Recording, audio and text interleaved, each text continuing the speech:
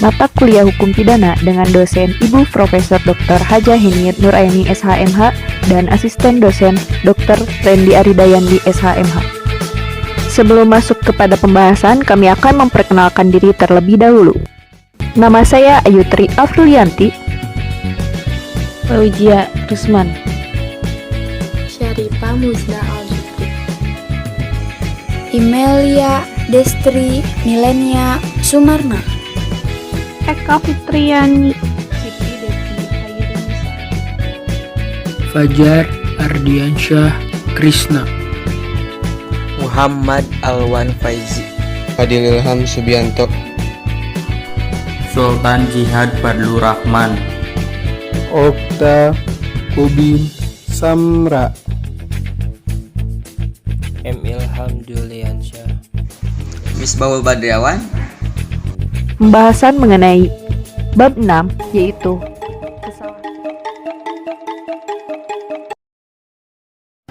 kesalahan ini termasuk ke dalam unsur subjektif dari tindak pidana. Kesalahan adalah keseluruhan syarat yang memberi dasar untuk adanya pencelaan pribadi terhadap perbuatan pelaku tindak pidana.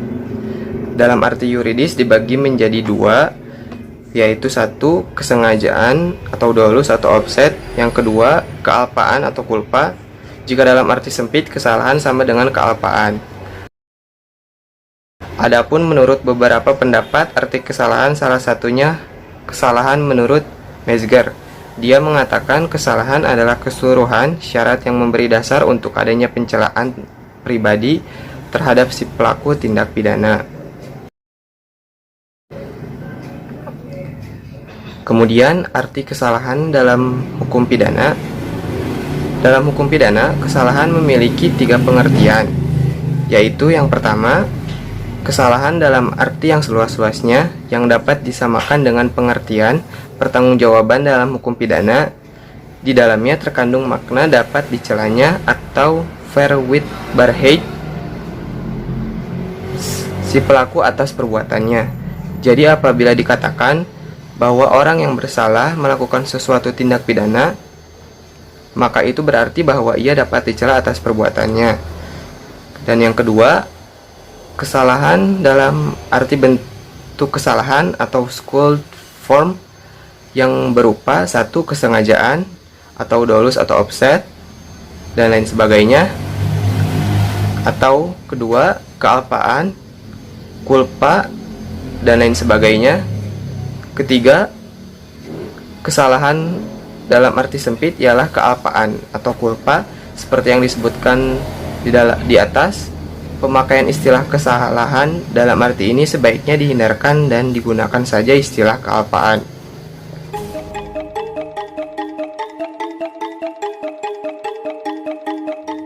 Unsur-unsur kesalahan dibagi menjadi 3. Yang pertama, kemampuan bertanggung jawab, artinya keadaan jiwa si pelaku harus normal. Di sini dipersoalkan apakah orang tertentu menjadi normadresat yang mampu. Yang kedua, hubungan batin antara si pelaku dengan perbuatannya, yang berupa kesengajaan atau dolus, atau kealpaan atau kulpa. Ini disebut bentuk-bentuk kesalahan. Dalam hal ini, dipersoalkan sikap batin seseorang pelaku terhadap perbuatannya. Yang terakhir, yang ketiga, tidak adanya alasan yang menghapus kesalahan atau tidak ada alasan pemaaf, meskipun ada yang disebut dalam A dan B ada. Ada kemungkinan bahwa ada keadaan yang mempengaruhi si pelaku sehingga kesalahan dihapus. Misalnya, dengan adanya kelampauan batas pembelaan terpaksa. Ada di dalam pasal 49 KUHP.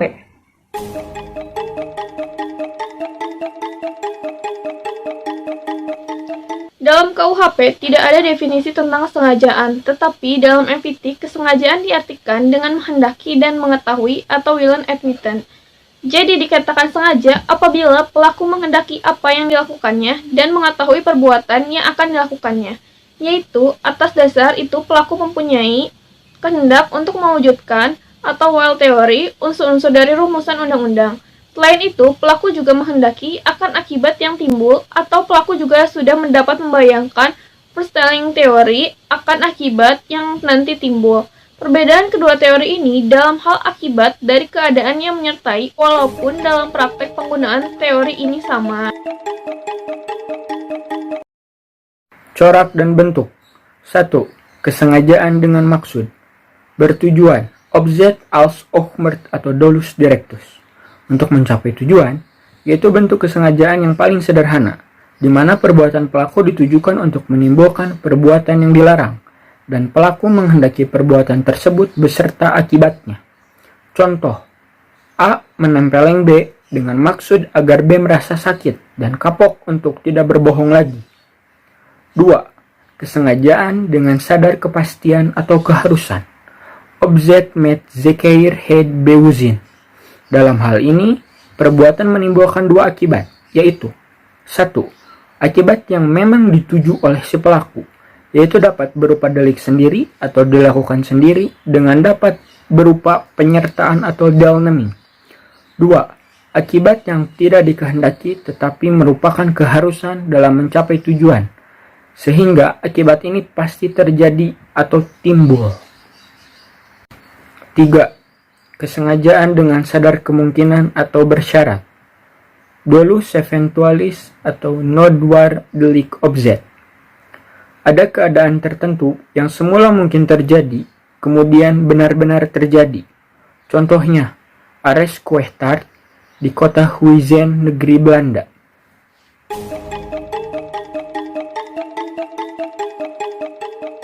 Teori apa boleh buat? Dalam teori ini, keadaan batin si pelaku terhadap perbuatannya adalah sebagai berikut. Akibat itu sebenarnya tidak dikehendaki, bahkan pelaku benci atau takut akan kemungkinan timbulnya akibat tersebut. Akan tetapi, meskipun demikian, ia menghendakinya. Namun, apabila keadaan atau akibat itu timbul, apa boleh buat, hak itu diterimanya juga. Ini berarti pelaku berani beresiko. Sifat kesengajaan. 1. Kesengajaan berwarna atau bos objek atau dolus malus sengaja melakukan perbuatan dolus malus. Berarti sengaja untuk berbuat jahat bos objek. Jadi, kesengajaan perlu ada kesadaran dari pelaku terhadap perbuatan yang dilarang. Dengan kata lain, kesengajaan berarti kesengajaan dari si pelaku terhadap perbuatan melawan hukum. Atas dasar ini, kesadaran menjadi syarat untuk dapat dipidananya pelaku. Ajaran ini sudah tidak dianut lagi karena memberikan beban berat pada penuntut umum dan terutama hakim. Dalam ajaran ini, hakim harus membuktikan bahwa pelaku dalam melakukan TP selain menghendaki perbuatannya juga mengetahui dan menyadari bahwa perbuatannya dilarang dan diancam dengan pidana oleh UU. Yang kedua, kesengajaan tidak berwarna. Untuk dapat dipidana, pelaku cukup hanya dengan menghendaki perbuatannya dan tidak diharuskan mengetahui atau menyadari bahwa perbuatannya dilarang diancam dengan hukum pidana. Ajaran inilah yang dianut oleh Undang-Undang Hukum Pidana Indonesia. Dalam hukum pidana Indonesia, berlaku asas lex dura sed ita scripta, yaitu dengan diundangkannya hukum pidana, maka setiap orang dianggap mengetahuinya. Oleh karena itu, peraturan yang berlaku dan diundangkan mengikat setiap orang untuk mentaatinya.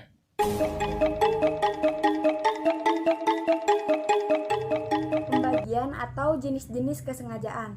Perlu kita ketahui bahwa jenis-jenis kesengajaan tidak hanya satu macam, melainkan ada 8 macam jenis-jenis kesengajaan. Yang pertama ada dolus determinatus, yaitu kesengajaan tertentu yang ditujukan pada objek tertentu. Yang kedua, dolus indeterminatus, yaitu kesengajaan tidak tertentu yang tidak ditujukan pada objek tertentu melainkan pada sembarang objek dan tidak memperhatikan objek mana yang akan menjadi korbannya. Yang ketiga, dolus alternativus, yaitu kesengajaan yang ditujukan pada objek yang satu atau objek yang lainnya Jadi dalam dolus alternativus memilih satu di antara dua objek. Yang keempat, dolus generalis, yaitu kesengajaan yang ditujukan pada umum.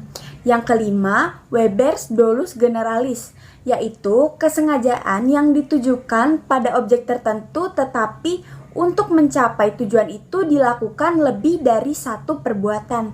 Yang keenam, dolus indirectus atau error haptum, yaitu kesengajaan terhadap suatu perbuatan yang menimbulkan suatu akibat tertentu yang sebenarnya bukan kehendak atau tujuan pelaku.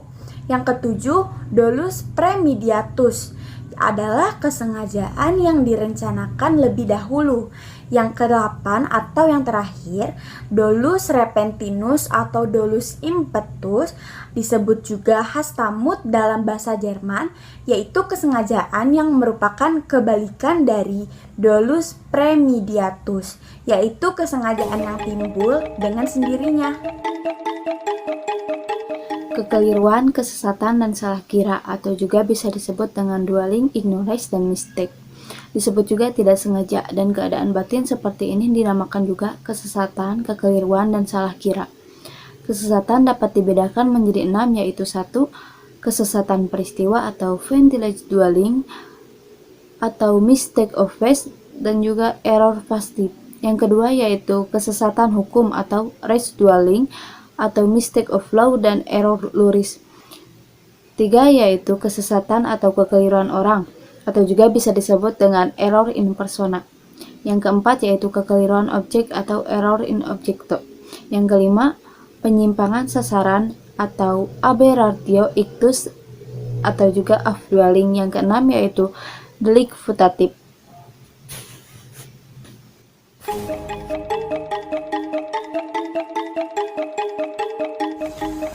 Kealpaan atau kulpa merupakan kebalikan dari kesengajaan atau juga dapat disebut dengan kurang hati-hati, yang terdiri dari kealpaan disadari bewussteskud dan juga kealpaan tidak disadari yaitu onbewussteskud. Unsur-unsur kealpaan yaitu pelaku dapat menduga terjadinya akibat perbuatan. Dalam hal ini ada hubungan batin dari pelaku dengan akibat yang timbul dari perbuatannya, sehingga pelaku dapat menduga atau juga dapat disebut dengan Vorsinnheit. Tetapi pelaku kurang hati-hati, yaitu bisa disebut dengan Unvorsichtigkeit.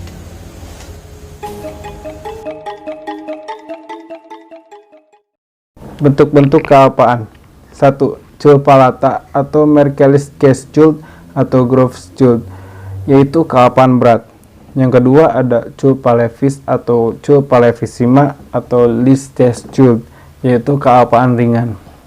Yang ketiga ada Bewusstschuld, yaitu kealpaan disadari. Pelaku dapat membayangkan atau memperkirakan kemungkinan timbulnya akibat dari perbuatannya.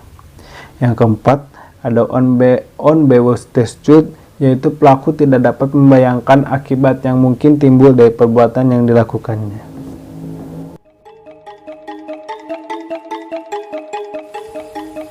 Pengertian kesengajaan. Pengertian kemampuan bertanggung jawab atau Zurechnungsfähigkeit zur Rekening Fastbarkeit mengatakan untuk adanya pertanggungjawaban pidana diperlukannya syarat bahwa pelaku mampu bertanggung jawab. Tidaklah mungkin seseorang dapat dimintai pertanggungjawaban apabila seseorang itu tidak bertanggung jawab. Dengan kata lain, seseorang dapat dimintai pertanggungjawaban apabila seseorang itu telah memenuhi salah satu syarat kesengajaan, yaitu telah mampu bertanggung jawab. Menurut Simon, kemampuan bertanggung jawab dapat diartikan sebagai suatu keadaan psikis. Sedemikian yang dibenarkan adanya penerapan suatu upaya pemidanaan, baik dilihat dari sudut umum maupun dari orangnya. Simon pun mengatakan bahwa seseorang mampu bertanggung jawab jika jiwanya sehat, yakni apabila seseorang mampu untuk mengetahui atau menyadari bahwa perbuatan yang telah dilakukannya itu bertentangan dengan hukum. Seseorang itu dapat menentukan kehendaknya sesuai dengan kesadaran tersebut.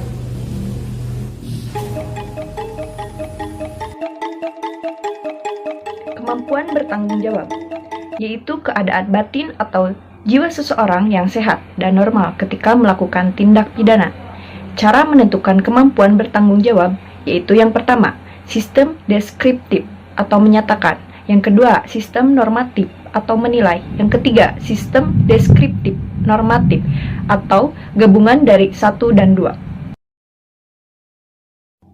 KUHP Indonesia menganut sistem yang ketiga, yaitu deskriptif normatif. Dengan alasan deskriptif artinya keadaan jiwa. Pelaku digambarkan oleh psikiater dan normatif adalah hakimlah yang menilai dan menyimpulkan perbuatan tersebut mampu atau tidak mampu yang didasarkan pada hasil pemeriksaan di pengadilan. Tidak mampu bertanggung jawab untuk sebagian, yaitu suatu keadaan tertentu dari pelaku yang disebabkan keadaan jiwa, sehingga untuk sebagian dinyatakan tidak mampu bertanggung jawab. Yang pertama ada kleptomania, yaitu penyakit jiwa yang berupa dorongan yang kuat untuk mengambil barang atau benda milik orang lain, tetapi pelaku sendiri tidak menyadari bahwa perbuatannya terlarang atau melanggar hukum. Yang kedua ada pyromania, yaitu penyakit jiwa yang berupa kesukaan untuk melakukan pembakaran tanpa alasan. Yang ketiga ada klaustrofobia, yaitu penyakit jiwa yang berupa ketakutan untuk berada di ruangan yang sempit. Yang keempat ada nymphomania, yaitu penyakit jiwa pada seorang laki-laki yang jika bertemu wanita selalu berkeinginan untuk berbuat tidak senonoh. Orang-orang yang mempunyai penyakit jiwa seperti tersebut dianggap tidak mampu bertanggung jawab sebagian, yaitu ketika dibuktikan bahwa perbuatan tindak pidana yang dilakukannya ada hubungan dengan penyakitnya. Tetapi untuk perbuatan lainnya, jiwanya normal, sehingga untuk perbuatan pidana di luar penyakitnya dapat dimintai pertanggungjawabannya.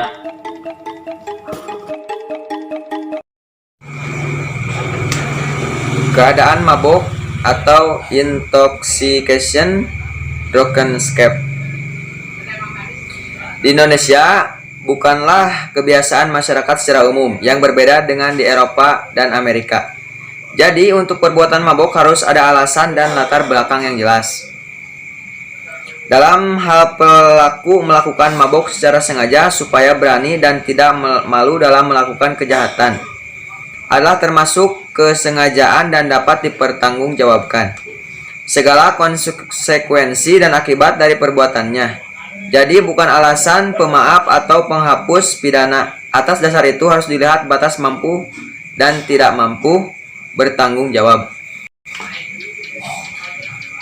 Batas mampu dan tidak mampu didasarkan pada dua, yaitu pelaku tetap dapat dipidana asalkan dapat dibuktikan bahwa pelaku mampu bertanggung jawab, atau pompe, pelaku tidak dapat dipidana karena dianggap tidak mampu bertanggung jawab. Pertimbangannya adalah in dubio pro reo. Apabila terjadi keraguan-raguan, maka harus diambil putusan yang paling menguntungkan bagi terdakwa. Pengertian kemampuan bertanggung jawab atau Merkelischuld atau Tidak mampu bertanggung jawab untuk sebagian, yaitu suatu keadaan tertentu. Yang kedua ada